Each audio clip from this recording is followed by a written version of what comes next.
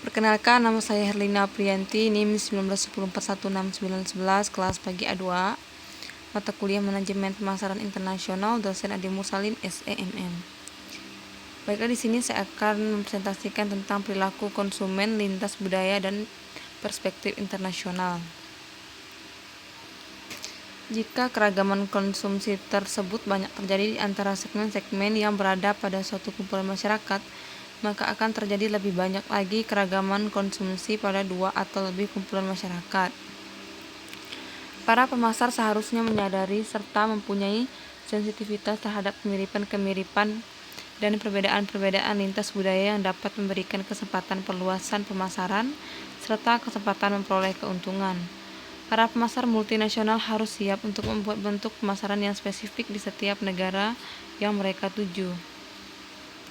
Arti penting menjadi multinasional. Faktanya yang sangat hangat dibicarakan saat ini oleh mereka bukanlah apakah yang kita akan memasarkan produk ini di negara lain, melainkan lebih kepada bagaimana kita akan memasarkan sebagai produk yang sama dengan kampanye iklan global yang sama. Usaha Uni Eropa untuk membentuk sebuah pasar tunggal memberi arti khusus bagi tantangan ini.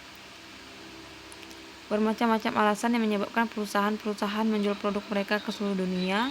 Yang pertama, banyak perusahaan yang telah mempelajari bahwa ketika pasar dalam negeri telah matang, maka satu-satunya kesempatan terpenting untuk kelangsungan masa depan perusahaan diwakili oleh perusahaan luar negeri.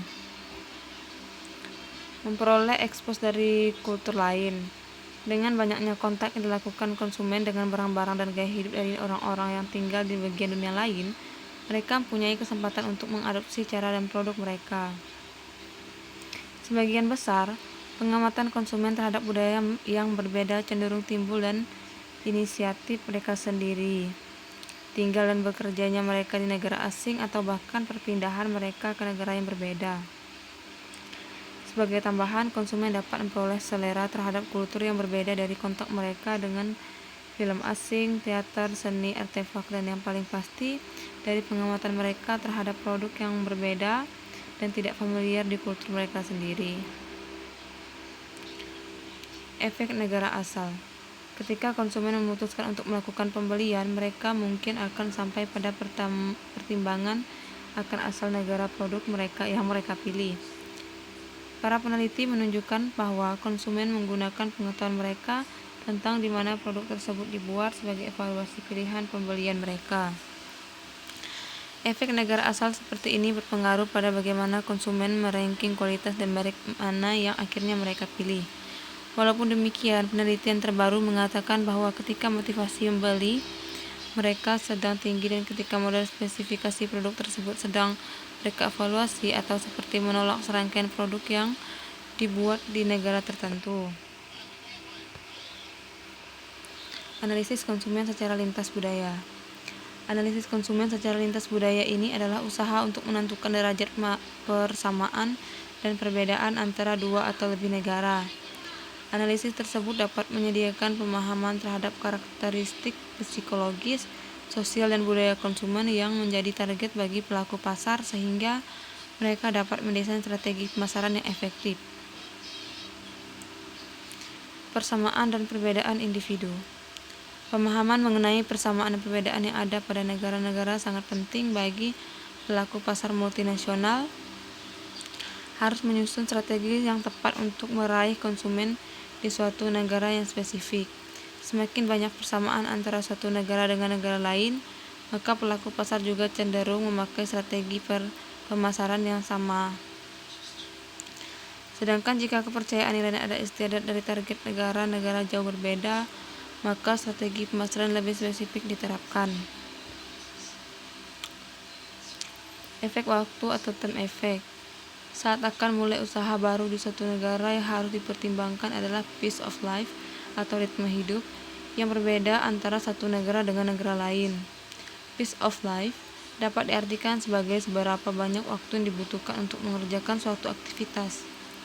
Penilaian terhadap pace of life di 31 negara yang mengukur lama jalan kaki sejauh 60 kaki, lama petugas pos mengerjakan pembelian perangko, dan keakuratan jam publik menemukan bahwa Indonesia berada pada urutan ke-30. Pertumbuhan global kelas menengah. Pertumbuhan masyarakat kelas menengah di negara berkembang menarik perhatian banyak pelaku pasar global yang sedang mengidentifikasi konsumen baru untuk mereka.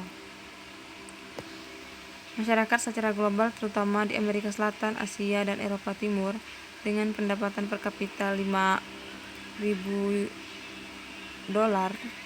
dapat dianggap sebagai kelas menengah. Masyarakat kelas menengah mempunyai kemampuan untuk membeli yang buying power yang cukup besar.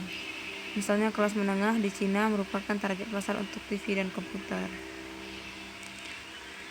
Akulturasi adalah sudut pandang penjualan yang penting. Sudut pandang yang bias ini meningkatkan kemungkinan kegagalan penjualan jadi penyebar. Untuk mengatasi pandangan yang sempit dan myopic culturally, pelaku pasar harus melakukan acculturation process. Mereka harus mempelajari yang relevan tentang kegunaan dan penggunaan potensial produk mereka di negara-negara asing menjadi target pemasaran. Akulturasi lintas budaya adalah proses ganda atau dua proses untuk penjual. Pertama, penjual harus mengenalkan dengan seksama dari mereka nilai-nilai values, kepercayaan atau belief, dan adat istiadat atau custom. Karakteristik naluriah dan analisis lintas budaya. Biasanya sulit bagi perusahaan merencanakan bisnis negara-negara asing untuk menjalankan penelitian lintas budaya konsumen. Misalnya sulit di negara-negara Islam Timur Tengah untuk mengadaptasi penelitian pasar gaya Eropa. Contoh, Saudi Arabia tidak diperbolehkan untuk memberhentikan orang di jalan raya. Teknik mengadakan penelitian. Dalam lintas budaya, beban bertambah terjadi karena bahasan dan penggunaan kata-kata seringkali berbeda di satu negara ke negara lain.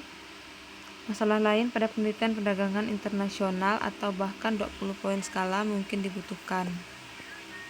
Untuk menghindari masalah pengukuran penelitian, para peneliti konsumen harus membiasakan diri mereka dengan keterbatasan pelayanan penelitian di negara-negara yang mereka evaluasi bagian pasar yang potensial dan harus mempelajari bagaimana mendesain penelitian penjualan yang akan menghasilkan data yang berguna. Strategi alternatif internasional global versus lokal. Menciptakan sebuah merek dunia. Beberapa perusahaan telah menciptakan produk bermerek dunia yang dihasilkan, dikemas, diposisikan dengan cara sama tanpa menghiraukan negara di mana produk dijual. Menjual produk-produk dengan pasar yang luas menggunakan sebuah world branding strategi. Contoh, Gillette, Estée Lauder, Unilever, Flat juga menggunakan periklanan global bermacam-macam produk dan pelayanan. Pemasaran global yang adaptif. Beberapa perusahaan menggunakan beberapa kombinasi strategi. Misalnya Unilever, Playtex, dan Black & Decker telah menambah strategi global mereka dengan mengesahkan produk mereka secara lokal. Dalam mengambil pendekatan yang adaptif, pembuat iklan global dengan pengetahuan tentang perbedaan kebudayaan dapat membuat pesan tambahan yang efektif untuk menyesuaikan dengan pemasaran global. Segmentasi psikologi antar budaya. Penelitian di Amerika Utara dan Amerika Selatan, Asia, Eropa tentang nilai dasar motivasi yang mendorong terbentuknya sikap dan perilaku menghasilkan 6 kelompok global value market segmentasi, yaitu Strivers, Devotes, Altruistis, Intimistis, Fansik, dan Kreatif.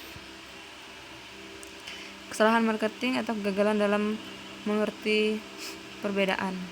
Banyak market yang dalam market internasional tidak tahu apakah produk pendekatan promosi ataupun harga atau saluran eceran yang efektif di negara-negara lain, serta mencoba menentukan perubahan spesifik apa yang harus dilakukan untuk setiap pasar asing.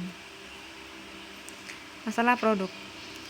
Marketers internasional seringnya menolak untuk memodifikasi produk untuk memenuhi keinginan budaya lokal.